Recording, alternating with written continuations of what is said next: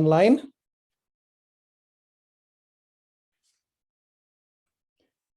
Hi, Joe. Hi, Eunice.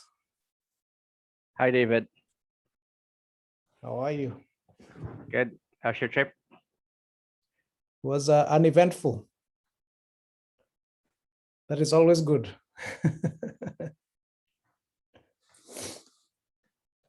People don't have masks on anymore on the planes. Right. I guess.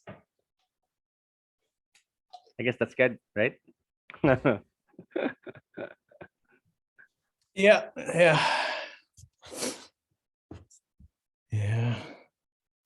All right. So you'll let me enable share? Oh, yeah.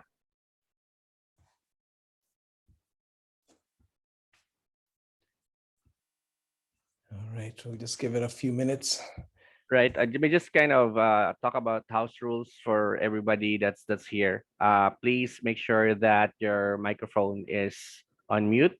And if you do have questions, you can send it on the chat, and we will have a time where we'll read your question. And of course, you can also raise your hand. So if you don't know where that is, there's an icon that says, if you hover over your Zoom, there's a icon that says reaction, and you can click raise your hand, and you can do that. However, it's not guaranteed that we're gonna call you right away, right? But when we reach to the point where we will be asking, or we'll be answering questions, you will be prioritized. Okay, sounds good. All right, everybody, thanks. Yep.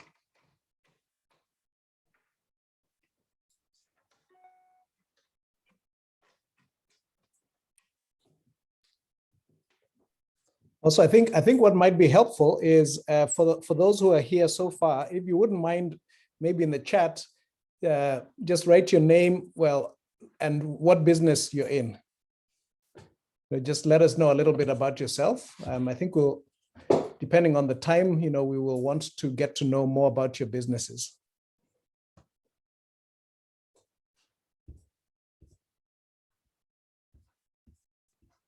Okay.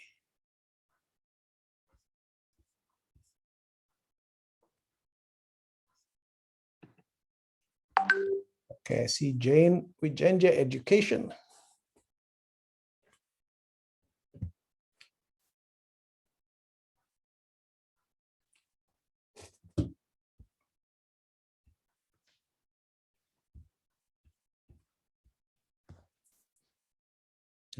All right.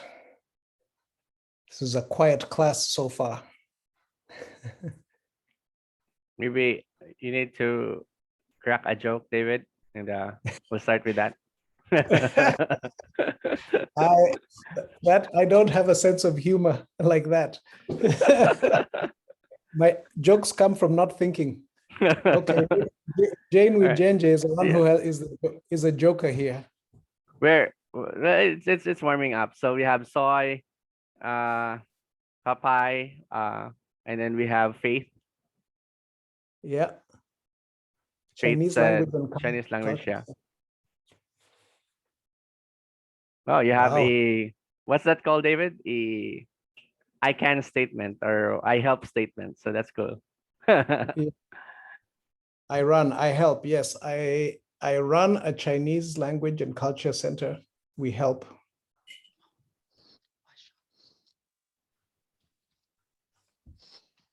So Faith, I assume you speak Chinese.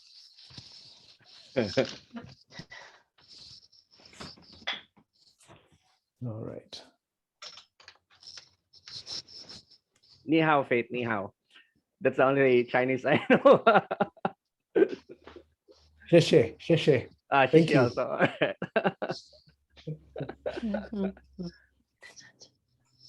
Okay. Jambi Mushir. Jambi, yeah. Soy with alkaline water.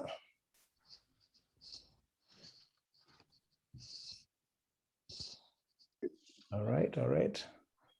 Gladys is there. Hi, people. Uh, Hi, people. Hi, Gladys. Hello, You, this is Joseph. hi, Joseph. How are you? All right. Welcome, welcome. Thank you. We're asking people if they can on the chat to just introduce, just like, what do you do? What's your business? I help do this, or this is what I do. So how many people, Joe, do you, and Gladys, how many people are shortlisted? I know we had a list we sent out, and then, Yeah, we have 65 people in that list. okay. So I guess we should get started since it's Yep. 6 p.m.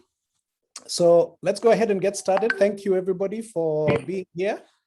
And a big congratulations to you all for being part of the shortlisted USAID ACE group.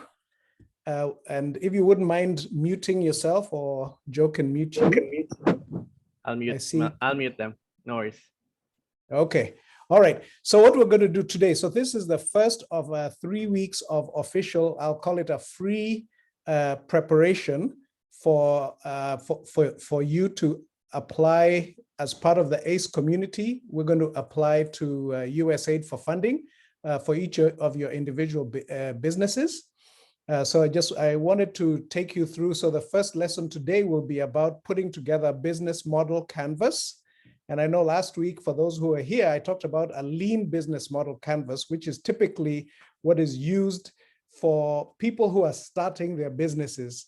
And because at that point, you're still sort of defining what's the problem statement you're trying, and then what is the solution you have, and you sort of go through defining who your customers are.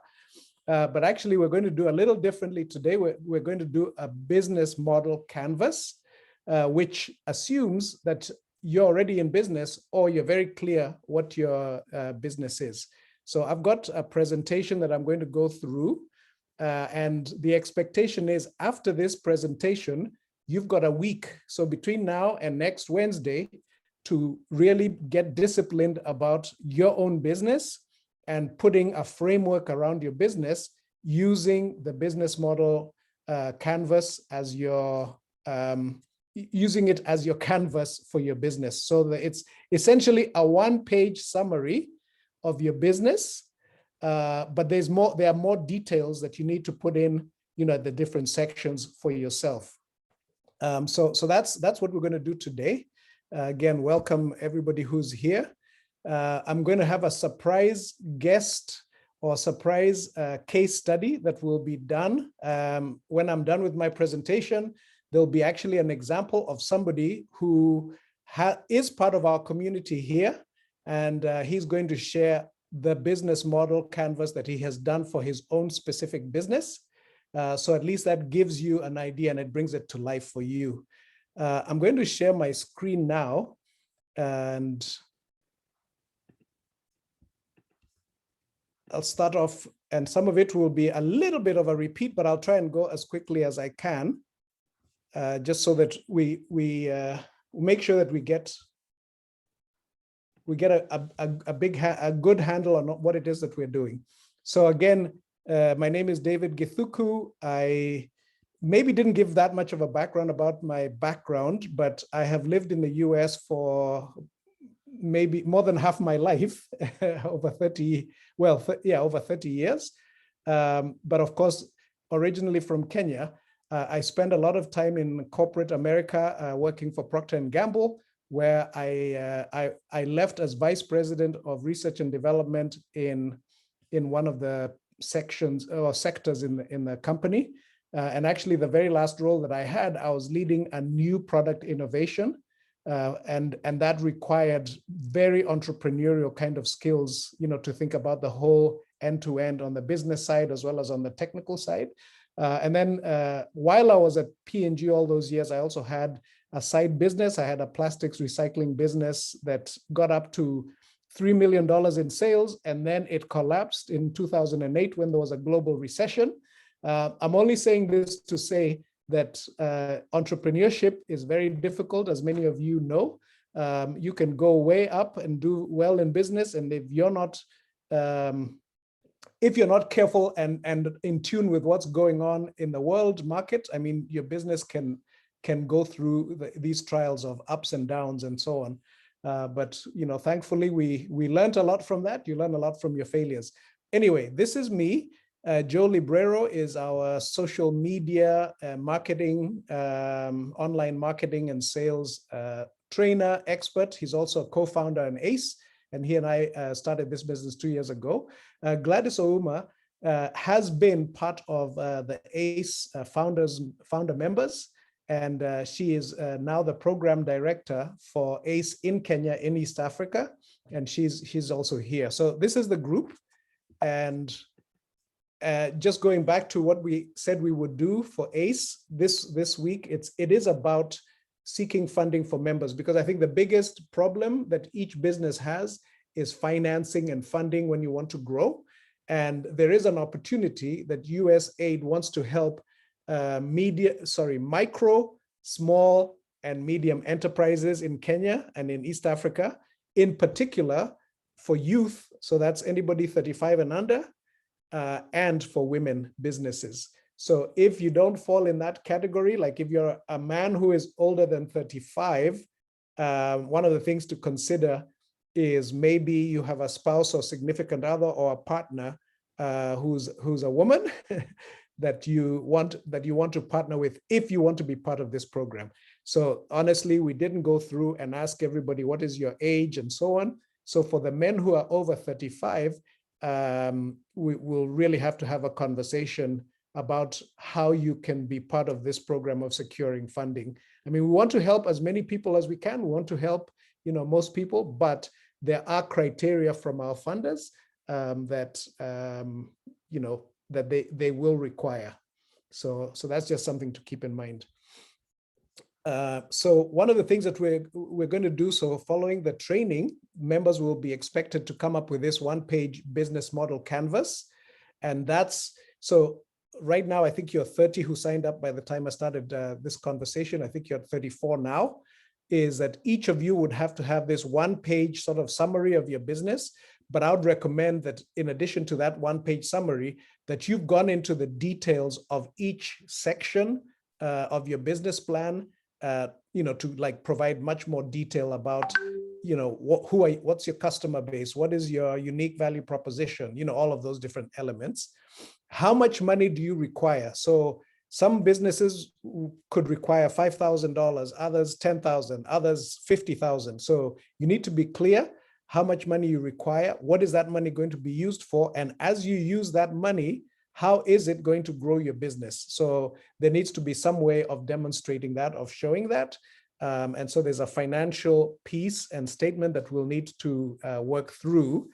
And Winnie, who's also part of our community here, has a bookkeeping, finance, coaching, kind of business. And she has agreed to provide us training, around accounting, business accounting, especially for small and medium-sized businesses. So she will help with that as part of the training. I'm yet to get with Winnie. I don't know, Winnie, if you're here, but just to talk about specifically what will the training look like and making sure that it's in line with what's going on, in line with the business model canvas preparation. And then everybody here needs to be registered with a KRA. So you have company registration. So if you've been in business for a while and you haven't registered, a requirement to receive funding is to have the official KRA registration. And then for existing businesses, also proof of completion of the 2021 tax returns, even if it's a nil tax return, needs to be completed by the end of June. I think that's the deadline for the tax year of 2021. So again, this is saying, I know people may have different perspectives about should they not, submit to the KRA, but give back to Caesar what belongs to Caesar, whether you may or may not like what's going on in the country. And then we, at some point, it may be week 4. I know we said week 3, but I, would like to help, listen to each of your business pitches And so we get a better feel for the business. So we'll see, when are we going to do that? Is that going to be week 3 or is that going to be week 4? The extra week, even though we were only planning for 3 weeks. So that's really kind of the overview. We will charge an advisory fee for the businesses that receive funding. So again, to be clear, we're going to be submitting, I think the timeline is somewhere in the middle of August is when I'd like to submit. We have a due date of September 1st. So we'll make sure we do all the prep that we need. We can submit earlier than that, but I want to make sure that everybody has enough time to go through detailed, business plan development, accounting, finalizing tax returns, business pitch, and all that. So we're saying it's, in the August kind of time frame. We will charge an advisory fee. We're still thinking what that could look like. We haven't said that yet, but it'll be a fair charge for the service that we will provide. Somebody may want to know exactly how much that is, but we haven't quite decided, but we sort of have a range of what we want to charge for that. And as I'm going along, if you have any questions, you can put them in the chat. I see already a few messages coming up. Okay. All right. Sorry. So what is a business? What's a business model and what's a business model canvas? And really, this is a cartoon. I went ahead. There's one that's, let's say, more formal. But think of your business model as the business model, writing it up. It's, what is the plan to be successful in your business? You've got the top line, the side that is responsible for growing the business, the sales, where does the revenue come from? Who are your customers? What products, what services do you offer? So you can think of that as anything that drives the top line of your business. And then what are the operations? So the operation side of your business, so it's what are the systems that you have in place, the people, the employees, the financing, and all of that, the work that needs to be done. So really the business model is putting together this operation of your business that ensures that whatever product or service you're offering, you can sell it in a way that is profitable for the business. These, you don't need to worry about writing these down. I will send this out to everybody, so you'll have access to it. It basically tells you how all the key drivers of your business fit together, and it provides a clear way of showing you on a single sheet of paper your business model. And this is a cartoon here. It said how a company creates value for itself while delivering products or services for the customers. So yes, you're in business to solve a problem, and that problem can be in the form of a service, it can be in the form of a product. And as you solve this problem, you're charging your customers a fee for that product or that service. And so these 9 components are the elements that need to be filled out. So here you see the value proposition, and we'll go into the details of what each of these elements are. What's your value proposition? Like, what is it that you're offering? It might be farming. You're providing something that's unique. You're selling avocados, and these are specially grown wherever it is that they're grown, and they're packaged in a certain way, and they're priced. And there's maybe you've got a strategy around how you sell, and who are you selling to? Is it customers mostly in Nairobi? Is it to the big Naivas and all these other shops? Is that your market segment? Who are they? And you just go through customer segments, what channels, like channels for selling, the relationships you have with your customers. Who are your customers? How do you get them? How do you acquire them? How do you keep them? How do you grow more customers? And then again, what are the elements of how you generate sales at the different touch points? So I just went through 1, 2, 3, 4, 5, and then on the left side, this is now the operation side. What are the key resources that you have for your business to run your business, the money access to finances, the people who work, who work for you, the facilities that you have, the buildings and so on, so that your key resources, and then the key activities. What is it that you do? What are the activities that you do that generate income for your business? And then thinking about who are the critical partners that you have to ensure that you can run your business well, like your key suppliers, or you might be part of an association that gives you the license to do coaching using their program. That's a partnership that you have for providing your coaching services. So these are different elements that are needed in the business model. These are the components. And this is the detail here. So these are the building blocks. It was done in cartoon. Now here's the more sort of serious, formal canvas. So this is the one pager that you'll need to fill out, that shows all these different elements. And I took this from YouTube. So you can go and you can Google expert program management. You can go to YouTube. I mean, there are a lot of programs out there. So I wanted to make sure that they are getting the credit. It's available free. You can listen to this on YouTube, and they'll go into the details. But I just thought, when I was beginning to prepare for this, and I looked and they saw, wow, this is already on YouTube, there wasn't any reason for me to recreate this. So I just thought this is a good template for us to, kind of start and work through. Why use a business model canvas? I think it's an easy summary of your business. It is clear, it is focused. It shows how the different departments interact with each other. It shows how, the cost or the operations interacts with marketing or with sales. And it's certainly easy to communicate. So it's also like when you're doing your business pitch that I talked about, you can use the business model canvas as the guideline for your business pitch. Okay, so starting off, I know it's a bit backwards, but I'll start on the right side, the customer segments.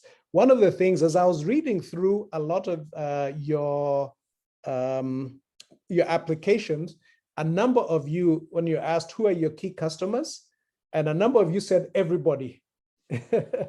And the reality is, not everybody is your customer. Yes, you would wish that everybody is your customer, but you really have to think, for you to do well in your business, you have to segment your customer base to the right people, the ideal customers that you are serving.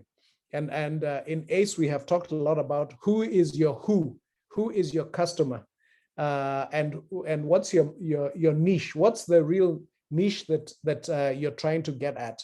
So you have to be much more intentional about that, and not just broadly say it's everybody. Everybody who eats food is my ideal customer. Okay, ultimately yes, but especially for startups or small businesses, you want to start very sharp and identify who it is that are your key customers. Okay, this cartoon, it might help to kind of just talk about that in a little bit more detail. So your customer segments, your customers.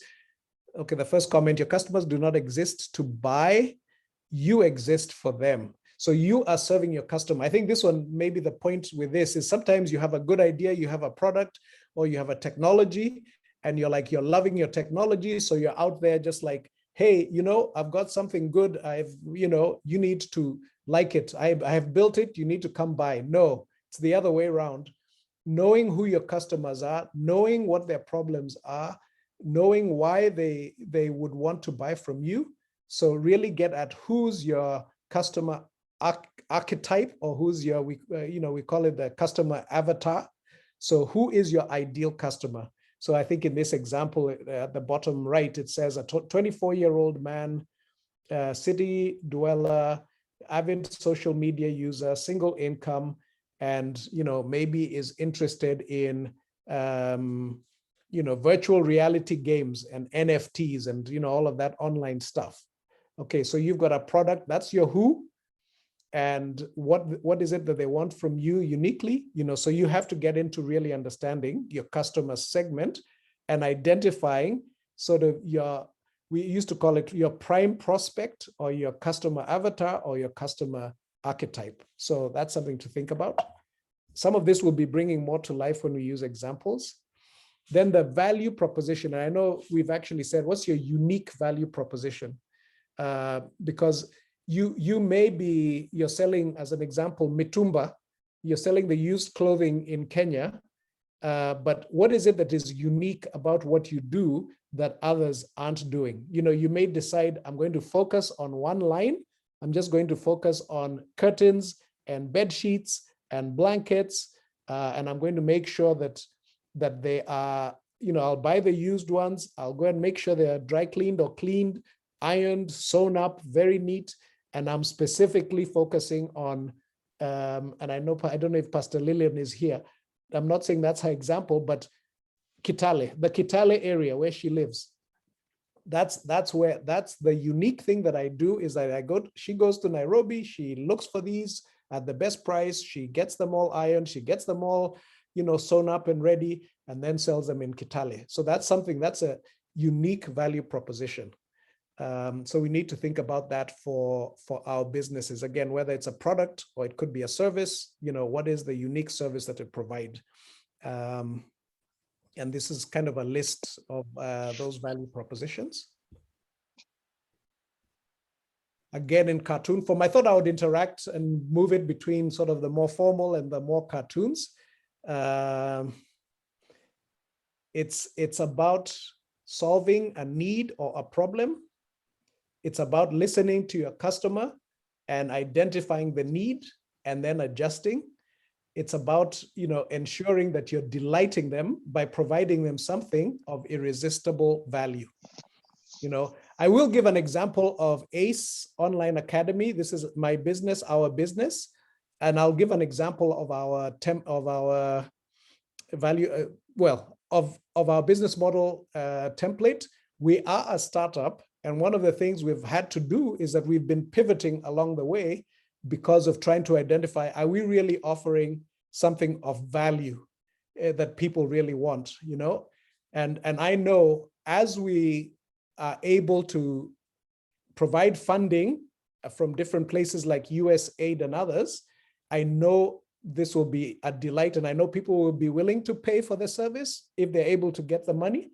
And I think this was an area where we continued over the couple of years, is as much as people wanted to listen to our training and our coaching and all that, I think people are like, yes, if you can help source funding for us, that would be very, very helpful, because it's much harder for startups or small businesses to get loans from banks, at decent interest rates, without having the capital, having the collateral and things like that. So that's, I'll share some of that. Okay, how do you reach your customers? Is it the traditional way you open a storefront, and you're selling in a shop in the CBD? That's one channel. The other one is certainly online. Whether you're advertising online on Facebook or Instagram, and then you're partnering. So a partner, we talked about key partners, could be Jumia, the online shop. It could be your Glovo and others. So people order from you, and then you work with a Glovo or Sendy or other companies like that then deliver the products to your customers. So thinking about what are the channels to reach your customers, who are your customers, how do you reach them? So this is just giving you the example. There are physical channels, web, mobile channels, and basically how do you get to your customers? And then what is the relationship that you have with your customers? That I think this one is one of the most critical areas in a business. For you to have a running, thriving business, you need to have consistent customers that you're keeping, you're getting, first of all, getting your customers. That's a key piece. And then not only just getting them, but keeping them. And then how do you grow your customer base? So that one is critically important. What is it that you need to do to ensure that you bring them in? So that's something to think about. And let's see if this is saying a little bit differently. It's how does a customer get, keep, or grow? How does a company get, keep, or grow their customers? And of course, you have different channels, you have different ways of marketing, of advertising to them, online, offline. So I think these are some of the things that are going to be very important to talk about. So for example, with ACE, we started really more word of mouth, and that's what's called organic, marketing. So people came and they joined, and as they benefited, they invited more people. I think most of you who are here, if not all, are here because an ACE founder member invited you to be part of this. So really that's marketing. We've in the past done Facebook advertising. So that's another way of getting, customers in. Or sometimes you go in online, there are different directories of, let's say, Black business directory that has women businesses, and if that's who we're targeting and we have access to their information, that's another way of getting customers. But as you get them, how do you keep them and how do you grow? So those are things that really need to be thought about. And then importantly, you're in business to make money, and I know there are the nonprofits who are here. One of the things that I've been challenging the nonprofits to be thinking about ways of generating funds for their nonprofit. So it is okay to make money. It is okay to generate income. And so just being clear, what are your different streams of income? And it may not just be one. You may, if it's products, I mean, it's easier, like if you have different SKUs or different SKUs of product lines, different sizes, different flavors, blah, blah, blah. For coaching, you might have coaching businesses that is, one, it's about personal branding coaching. The other one could be about trauma and grief coaching. The other one could be about financial management. So sometimes you may have multiple coaching types of businesses, insurance, retirement planning, things like that. And there'll be different streams of income, using that approach. But you have to be very strategic about your own business and how you generate revenue. So again, maybe, let's see. Okay, the value. Yeah, you're ensuring that when you're selling, are you selling directly? Are you selling to wholesalers who are then selling, for you? What's the pricing? What are your revenue models? So, just a way to think about that. If we now take a step back, what's been highlighted here in the orange on the right, that is all the things that you need to do to make money, to bring the revenue in. So getting your customers in, having a great relationship with them, providing them a product of tremendous value that they're willing to pay for, and then the access to the products through the channels that you have, that gives you your top line growth that I talked about at the beginning. That's the revenue stream. On the left side is the elements, the operations, the work that you do to be able to run this company in a way that then is able to make those sales. So when I was at Procter & Gamble, I was mostly on the left side because I was the technical. So the key activities, we did a lot of innovation, creating new products, getting patents for them, innovating, research and development. So those were on the side of the key activities that we did. And, we had a lot of partners that we worked with who are supplying the raw materials, who are, providing the technology that we needed and things like that. all those, they are costs. That's a cost and administration cost to run the company. Making sure we're hiring the right people in and managing them, through HR and things like that. There is a cost. You want to make money, so the revenue must be more than the cost for you to make money. So I think that's kind of obvious. So now we're going to get into more of the details of the key resources. It describes the most important strategic assets. So like the physical is like whatever equipment you have.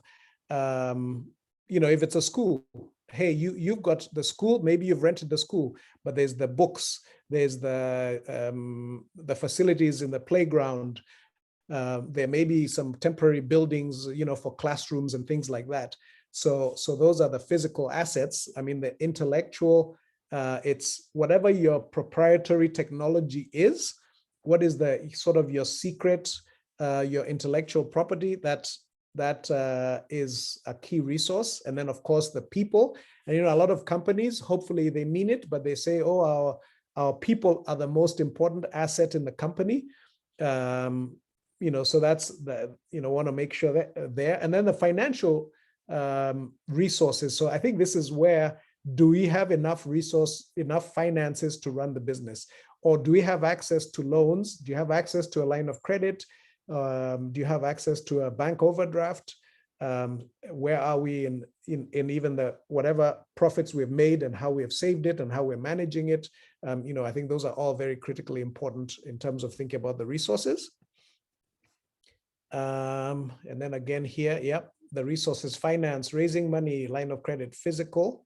So those are the equipment, machines, vehicles, etc. Intellectual.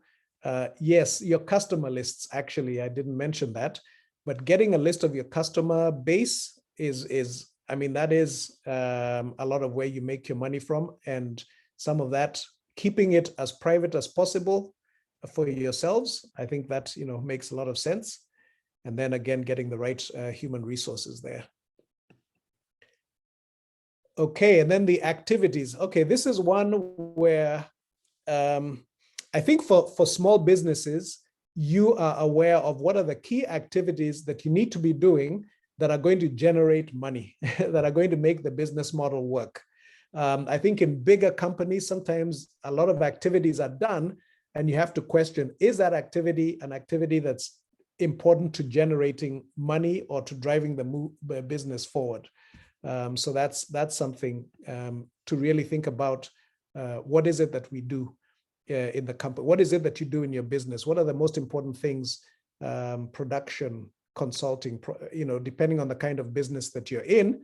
If you're a consultant or if you're a coach, you want to make sure that the time that you're spending is you're actually making money from coaching people who are paying. And this is one, I will be honest, for the last 2 years that Joe Librero and I have been, on ACE, is, we've been doing a lot of training activities, and, we charge, let's say we've been charging, let's say once a year, and then you pretty much for the whole year after that, there wasn't that much money coming in, so, and we would do sort of, hey, a 1 year, one-time fee. If you pay for it, then we'll continue and we'll train you for the year. So this is something where at some point you have to say, hey, you have to think differently in your business. You want to make sure that you're spending your time in ways that are generating income ongoing. I think this one becomes a challenge. One example, I think, is in schools. If you have a school, you come in and, at the beginning of the term, you charge for school fees, and the term is 3 months. So you get a big lump sum of money coming in for that first, let's say, first week of school. And then after that, you don't have money coming in for 3 months. So your business model has to really, in that case, the activities are teaching, and that's important to do, but you're not going to be able to be generating any money really within that three months, unless you're adding programs along the way, like different activities that you charge for or whatever. But it's important to realize the key activities, how they generate income, how you manage your business based on that. And then the key partners. Yeah, so this one, the way to think about who are your partners, it means you need to be very clear. What is your most strategic part of your business? And are there things that you can use other people who, to do that work that is not, it's important for you, but it's not your core strength. So the tasks and activities that are important, but which you will not do yourself. So like if you have, I think soy, you're making alkaline water, you have a formula, quote unquote formula for how you make it, you might choose to go to a contract manufacturer who makes water, who bottles water. So you don't have to invest in the capital there.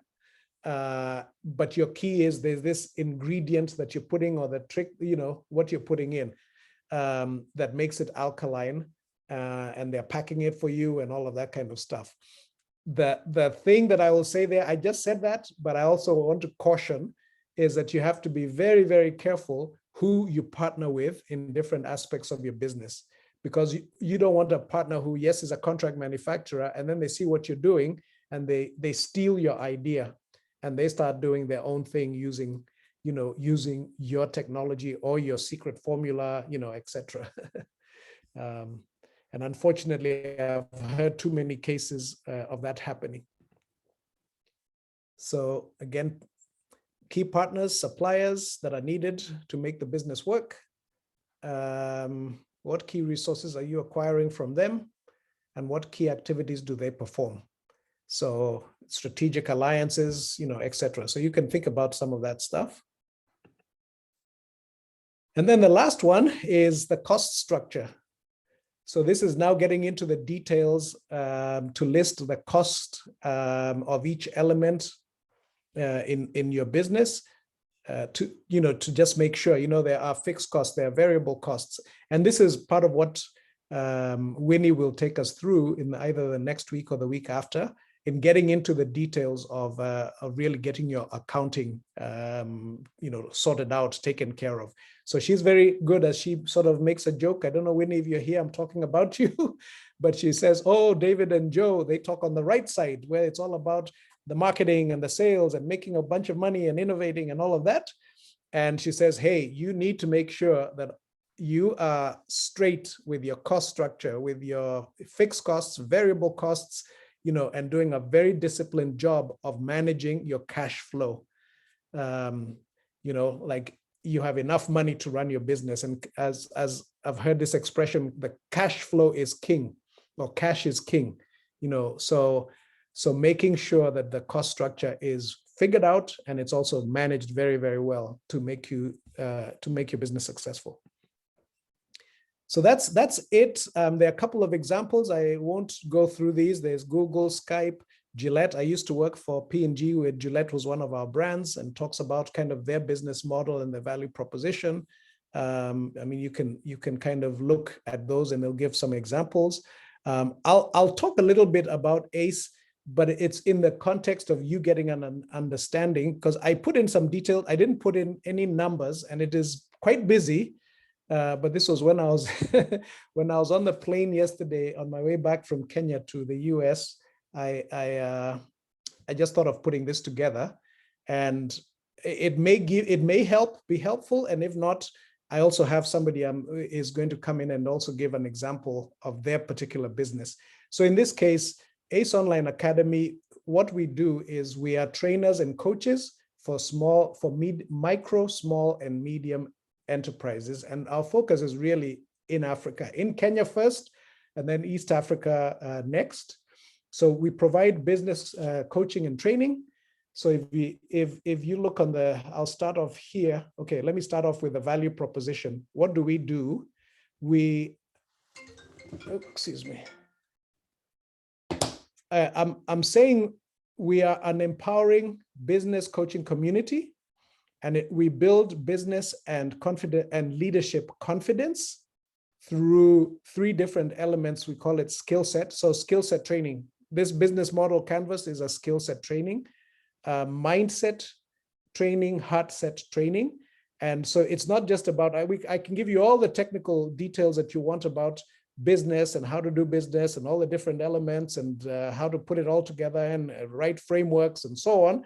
But if your mind is not right, if you're not in a place where you even believe you can do it, or you have confidence enough to do it, and all that, I think there's a level of coaching needed in the mindset and heart set as well. I think that's also an element of we can get into sort of deep vulnerability there and say, I've been hurt, whether it's in my own personal life, whether it's in relationships, and because of that, I don't think I am able or capable of really running my own business and so on.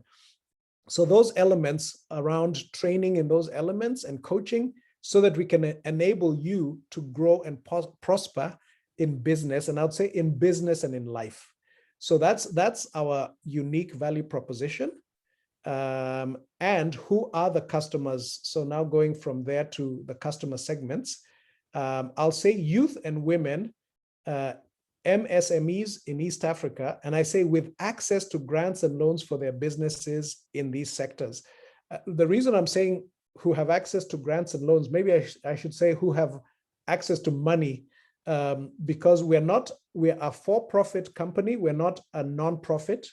And so it's very difficult to keep this business going if we're not generating the right level of income to do the training. I mean, this typically when we do the 1-year training, we've been charging $150 for a year. We really should be charging $500 at least, a year. And one way to do that is if we have access to grants or loans, or rather, if the youth or women businesses have access to grants or loans, then part of their investment is to say, okay, we will invest in paying for training with ACE. So that is at least the way we're thinking about it. And we know that those areas are areas where USAID, World Bank, MasterCard Foundation, Rockefeller Foundation, want to fund women and youth in these areas, ICT, agro industries, environmental, manufacturing, education, apparel, and housing. I put in coaching because we do coaching. And I know that coaching can be tied to a number of these other industries as well. So that's the element. So from value proposition to customer segments to how do we get the customers? And I talked about word of mouth, organic, and then Facebook advertising. We also do what's called an online challenges. And what that is, and that's part of in the key activities, I said here, free 3 to 5 day online challenges under key activities. And the whole idea there is you invite people you provide them with business training that is of deep value to them for 3 days, but you do it for free. And if they value it, then they can end up being your customers, your paying customers on, let's say there's an 8-week training after that or a year membership. So this is part of how you acquire, how we get our customers in. And then, how do we keep them? I said, okay, annual memberships, but obviously as you're here for a year, you need to see value for that. So, wanting to make sure we keep you in. And then how do we grow? How do we bring in more people? I said affiliates. So we have an affiliate program. So like a lot of the founder members of ACE who brought you in, if they bring you in and you pay money for it, you get a certain percentage of it. I mean, we've typically been at about a third. So if, let's say $500 is what we charge, and ACE members bring in, one member, they'll get a third of 500 as the affiliate commission. So that's a growth strategy that we have. Again, we want to grow. We want to, in 5 years' time, or we want to have 10,000 entrepreneurs that we have helped across Africa, and so that's part of the vision that we have. So that's customer relationships. The channels, most of our training is through this online platform. Zoom, Facebook, WhatsApp. So a lot of it we're doing online. Not to say that there won't be times, especially now that, COVID hopefully is continuing to get behind us, that, there'll be opportunities to be getting together more in live workshops and things like that. So that's on that side. And then how do we get our revenue? Annual membership subscription. We provide some limited consulting, and there's the consulting charges. There's also advisory fees. So I talked about getting money from USAID and other places, and we'll charge an advisory fee. Also training and coaching fees. And then down below, this is for maybe not right now, royalty fees, dividends from investments. So at some point, there may be some select ACE members here where we may want to personally invest in your business at a certain, shareholding, shareholding level.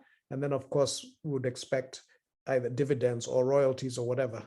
So that's our revenue stream.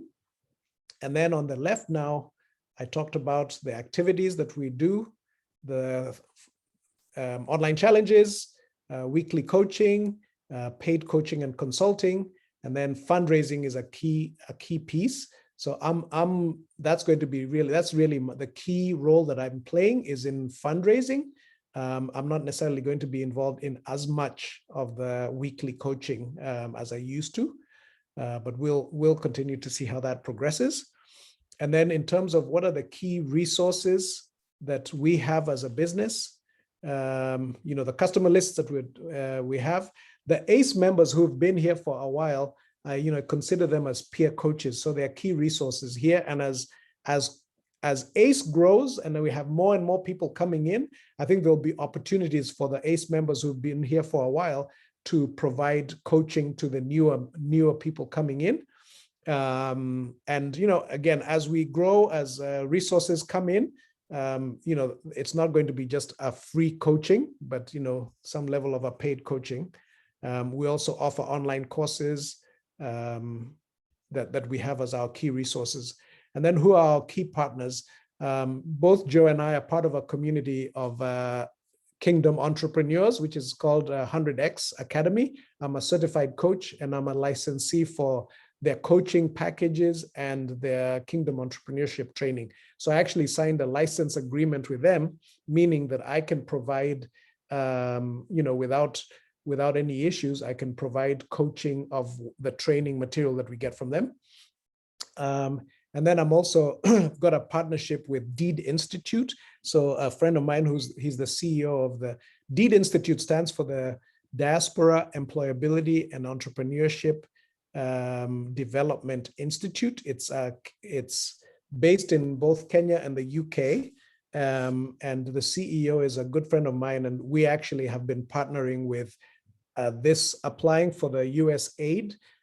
He has been training youth for the last 5 years and getting funding from USAID, World Bank, and other places where he's got 4,000 youth that he's training. And so we've talked about co-partnering to apply for the USAID funding for this year. And so these key partners that are in the works, it's USAID, MasterCard Foundation, and I've been having conversations with all of these people that I'm listing here. And I know that Ajira ICT, that's the government program. The program director who's really involved in this Ajira program, and for those who may not know what that is, it's really trying to provide the youth an opportunity to get gig work online. And I think 254,000 young people have applied on the platform, but frankly, nothing's really coming out of it. It's not really that actionable. So the conversation we're having with them is how we help transform, the list of people who are applying in how they can really get gig work that is a premium, high paying, get them coached, get them training so that they can get access to the work that's there online. And so we're having that conversation. And then with the Rockefeller Foundation, the the chief executive of Rockefeller Foundation in Kenya, he and I have been talking, and he's definitely very interested in seeing how we can work together. So that's it. The cost structures, subscriptions, online services, memberships, online marketing, virtual assistants. So this is all the things that we pay for, employees, contractors, affiliate commissions. So I know that was a bit long in kind of explaining to you what we do, but I'm hopeful that it was helpful, at least in giving you an idea of putting together a business model canvas. For me, it at least helped me articulate what it is that we're doing. And I know we have work to do. We have areas of improvement. We have areas to add or areas to remove. But I think what something like this does is that it forces you to be very disciplined about what is your business. And are you clear who your customers are? Are you clear how you keep and grow your customers? Where you sell your products? Again, what is it that is unique about what you offer? How you work daily, your people, your teams, putting all that together. So that's it for me now. I'm going to stop. And thank you for listening. Goodness, 45 minutes. Hopefully that was helpful. But before I let you ask me questions, I'm going to introduce Ian Wijenje. Ian, I guess Joe, he can share, right? Yes, David. All right, yeah, or rather he can. Yeah, so Ian is a member of ACE US 8. He's one of the new members here. And he and I met and actually even before the USAID thing, he had been putting together a business plan and a pitch and all that around his business. So I just asked him, hey, would you mind giving, basically talking about your business from a business model canvas. So Ian, welcome. Yes. Hi, David. Thank you so much for the warm welcome. Yes. And hello, everyone. I'm super excited to be part of the ACE community and walking this journey with all of you. So as David mentioned, I'm working on a new business at the moment. What it is, it's based in the agricultural sector. And it's called Herbaceous Farms, and our idea is to grow herbs for sale to local markets and exporters. So I'd like to share my screen and basically walk you through my business model canvas for Herbaceous Farms. Let me try and share this. Just give me 1 second. I'm going to step away. It looks like I have to take a call. I'll be right back. Sorry. Sorry, everyone. I'm just trying to share my... here we go. Can everyone see this?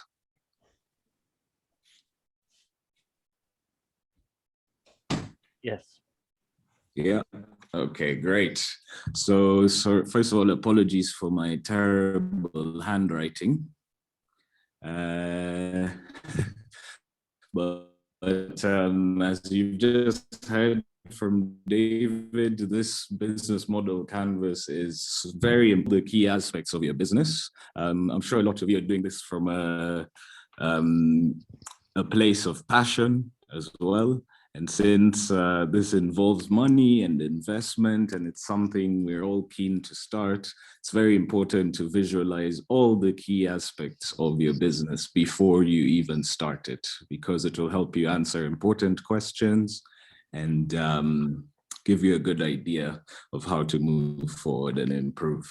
So for Herbaceous Farms, as I mentioned, we want to grow herbs, mainly basil and mint.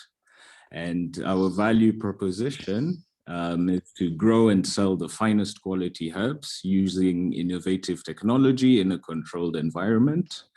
So what this means is we're using greenhouses and and technology called hydroponics, which is basically growing crops in a soilless system.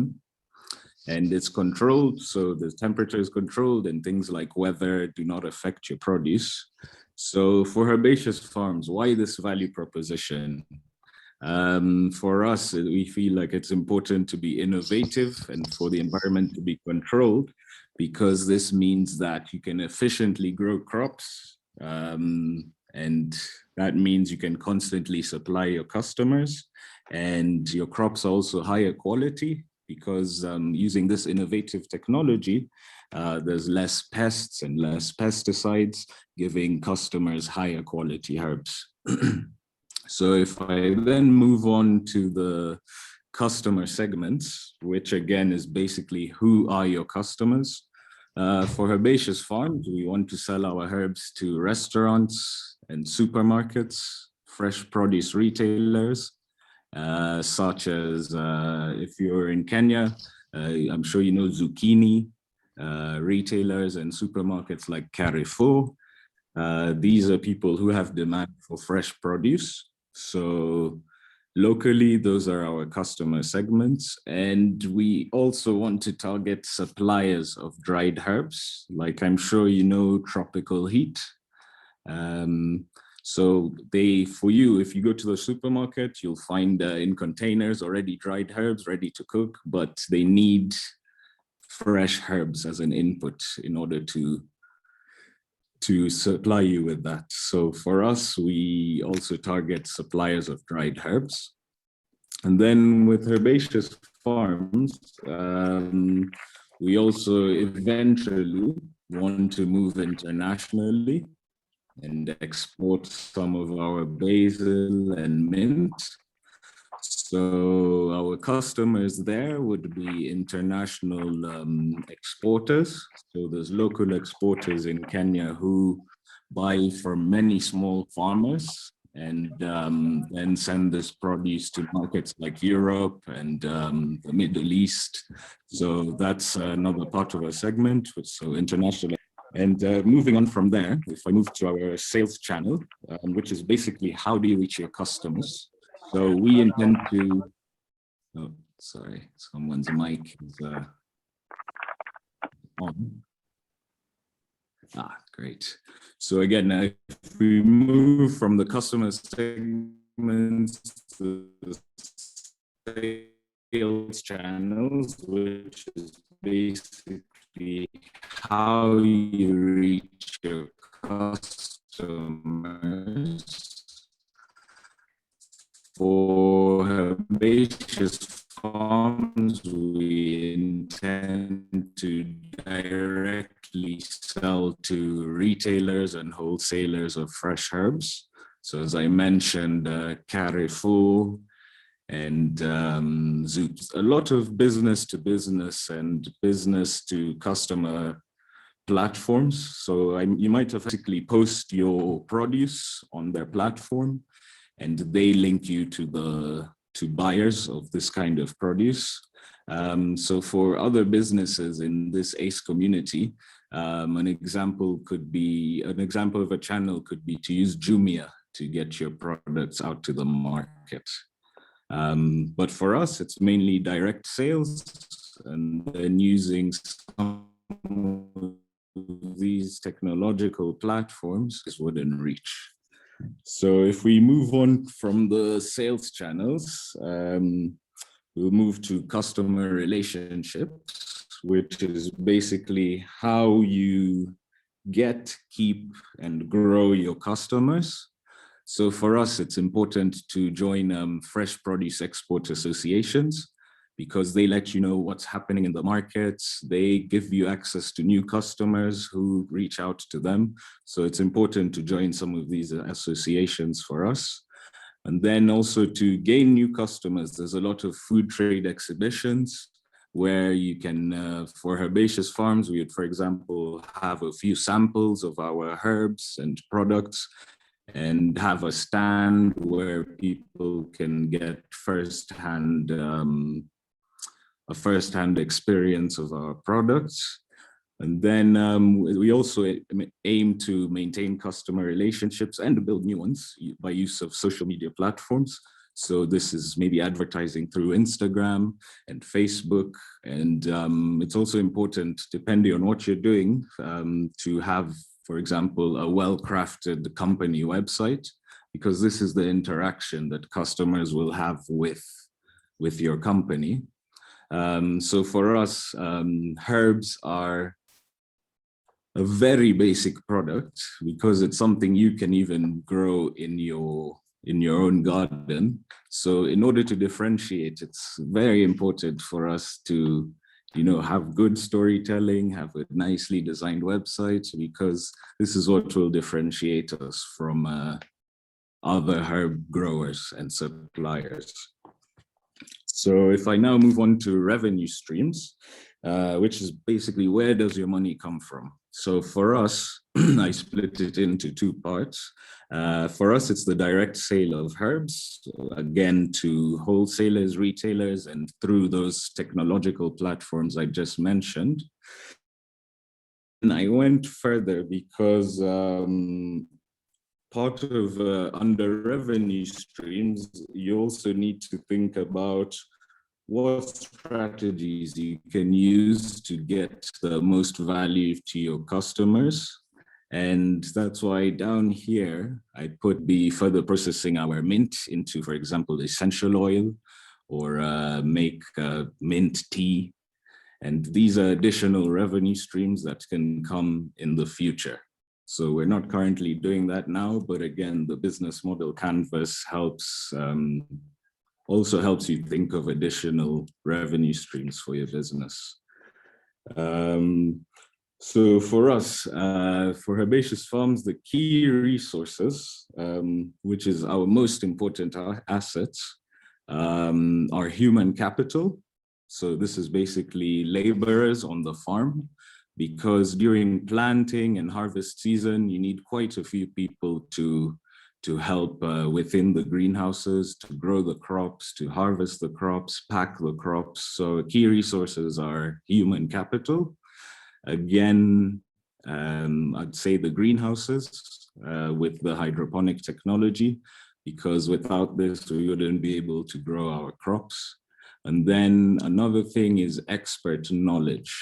Personally, I'm not a farmer, so it's important to get in touch with people who have the knowledge on some of these hydroponic systems and can give you advice, let you know what nutrients to give your plants. So that expert knowledge is really a key resource for us. Then moving from key resources, we'll move to key activities, which are basically the most important activities that make your whole business model work.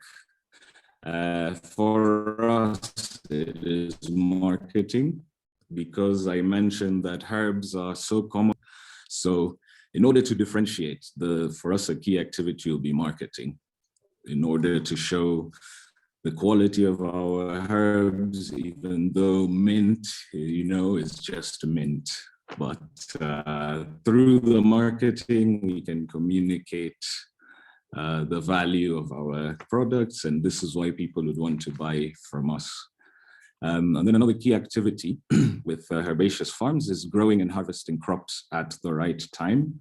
Now, this is because in the markets, a lot of demand is seasonal. So for example, in Europe, when it's winter, they have shortages of herbs because they can't grow anything outdoor. So we would need to grow and harvest at the right times so that we could supply those countries that are currently experiencing winter, for example. So key activities are marketing and growing and harvesting crops at the right time. Now, if I move on to key partners, again, as David mentioned, these are partners with whom the tasks of your business are important, but you will not do yourself. You will outsource or partner with these people. So for us, our key partners are experts in the field of hydroponics, because again, as I mentioned, we need to, these are very special, we'll build the greenhouses, monitor our systems every so often. So we'd outsource this. And then another key partner would be foreign organizations that import herbs. So for example, there's the Dutch Import Association. And why this is a key partner is because important activities such as marketing your products for you and selling them for you, which you wouldn't be able to do directly if you want to access certain markets. So for us, it's experts in the field of hydroponics and foreign organizations such as these import associations. And now if I move to the cost structure, these are the key costs for us. So in order to put up the greenhouses, we obviously need land. So at the moment we're leasing for own. We need to transport this to the customer. If in future we are fortunate enough to export, there's a lot of freight charges and transport is a big cost for us. And then again, there's the labor costs because we need a lot of helpers to monitor the greenhouses, to plant and harvest the crops. So these labor costs are one of the biggest costs for herbaceous farms. And then again, the greenhouse technology is a key cost for herbaceous farms. So I think that's it on the model canvas for herbaceous farms.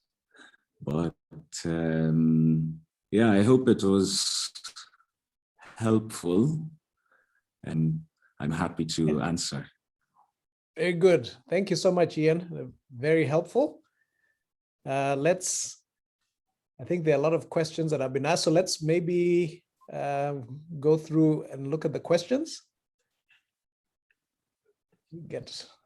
Maybe disable the share. All right. Let me. All right, very good.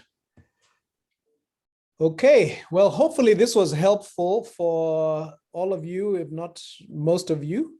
And again, the expectation is that what Ian did there at the end is that by this time next week, the expectation is that each of you will at least have a draft business model canvas done, similar to the way Ian did it, or maybe the way I did it.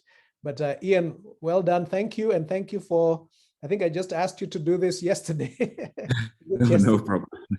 And you did a good job since I knew you had been working on this. So, all right. Questions?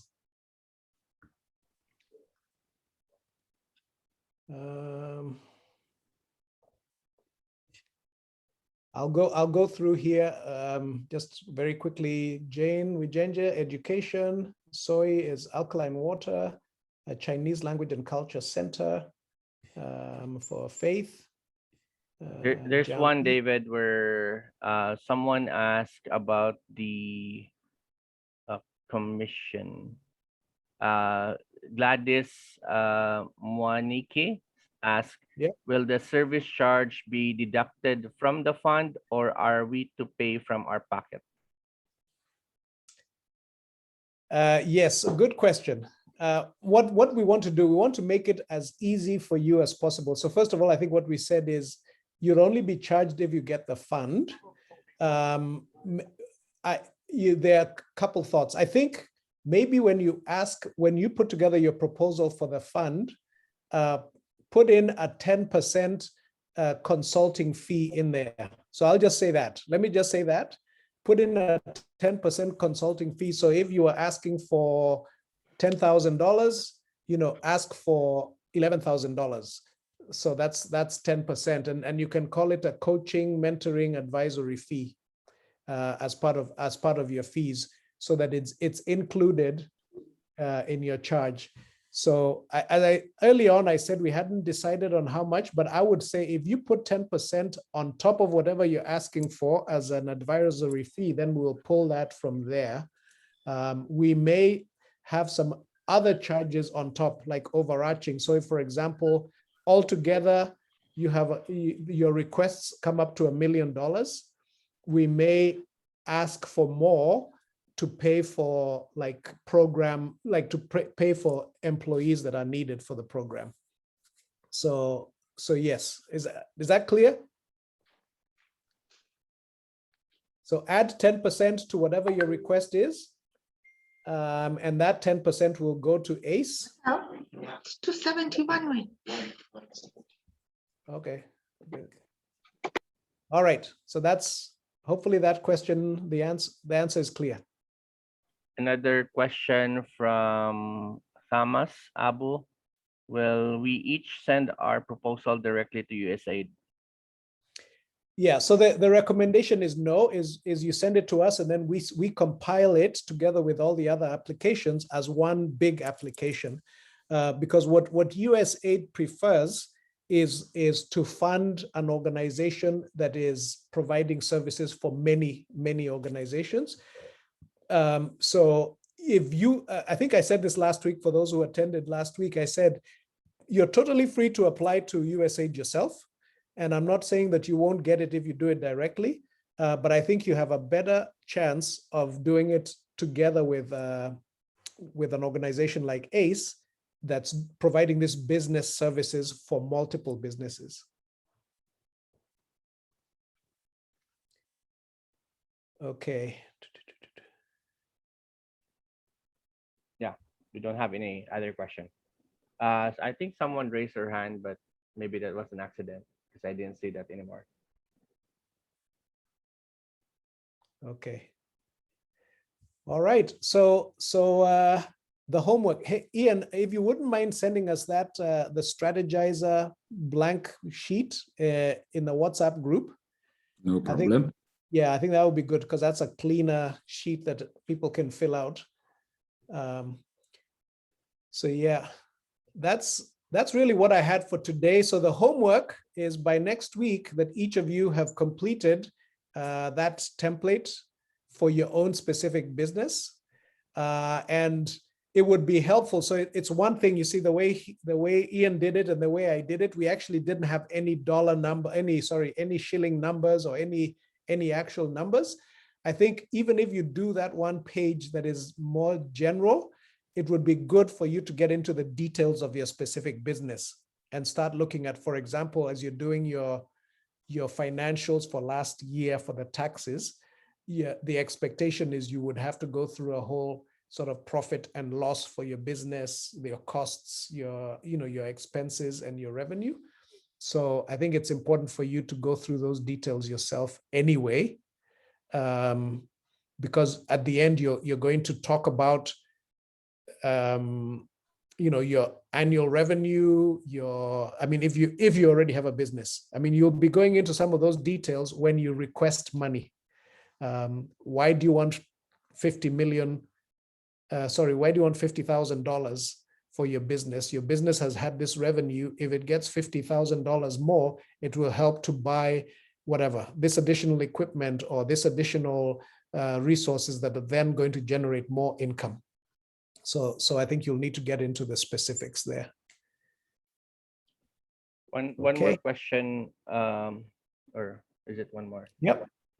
So this D Mihaki asked, have you done this before, or are we the first cohort? And what are the chances of getting this funding? So you are the first cohort in terms of doing this, and what are the chances of getting this funding? I will say, because remember I told you about Deed Institute, and we're going to work with them, with Deed Institute.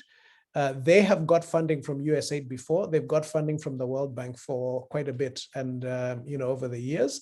Their area is mostly for youth skill development, but they offered to partner with us so that we can put it together. If you look at the USAID application, they actually encourage different partners to come together to apply for this. So we will go ahead that way. So I think we have a good shot at it. And I think the stronger each of us individually puts, these business model canvases together, and, we look like we're quite organized in what we're doing, I think we have a good shot.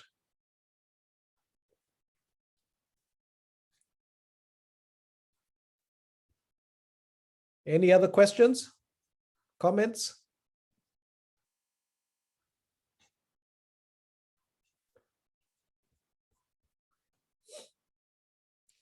Okay.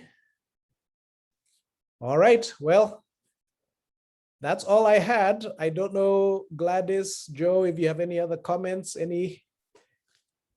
No, just I'll be posting this video because I recorded it. So if you want to review, especially on the how to fill up the business model canvas, so just stay tuned. Okay. That would be good, Joe, because I've had 2 people who've had to drop out because of internet issues. So they're actually asking me on message on WhatsApp if it would be possible to get a recording. Yeah. Gladys, I think, do we need to create a new WhatsApp group or just for those that are shortlisted? Yes, I was just thinking what I would do is maybe keep the same one and just remove the people who didn't qualify. I don't know. What do you think? Because I have everybody who. I need that group for yeah, the do that? No, I was saying, like, I need that group